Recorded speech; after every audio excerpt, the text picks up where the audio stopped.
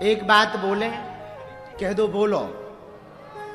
America के राष्ट्रपति Trump ने एक टिप्पणी की थी भारत पर, और भारत को कहा था डेड इकोनॉमी।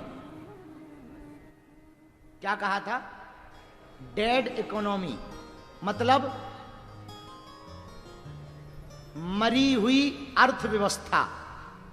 भूरे बाल वाले चाचा, आपने कहा डेड इकोनॉमी है भारत की। अभी तुमको यह खबर नहीं है कि इस देश में भगवा रंग का मोबाइल जब लॉन्च होता है तो इतनी लंबी लाइन खरीदने के लिए लगा देते हैं कि 24 घंटे में नंबर आता है। अब पता कर लो अपने भारत की इकोनॉमी कितनी मजबूत है। और इस प्रकार की गरीबी देखकर हम एक बात हमें कहनी नहीं चाहिए, पर हम आज कह देते हैं, रहा नहीं जा रहा, हमारे मन की बात है।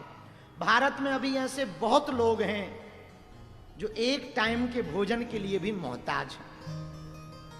अब बागेश्वर धाम पर तो अन्नपूर्णा चल रही है।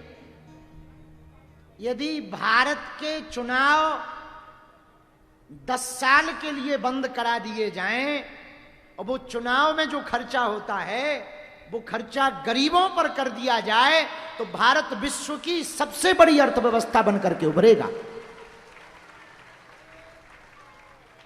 एक एक सरपंचों के चुनाव में 1-1 करोड़ का खर्चा होता है सरपंची में। अब विचार करो, जब सरपंची में इतना होता तो विधायकी में कितना नहीं होता होगा, सांसदी में कितना नहीं। ये 10 साल को जो जौन सी सरकार जहां जहां है वैसे ही रहने दो।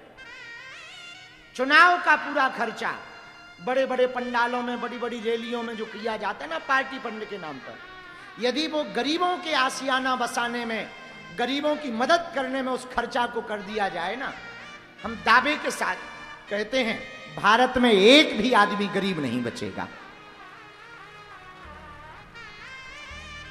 लेकिन अब कह ही सकते हैं, कर तो अपन कुछ राम कुछ सकते नहीं, पर ऐसी भगवान सबको सद्बुद्धि दे दे।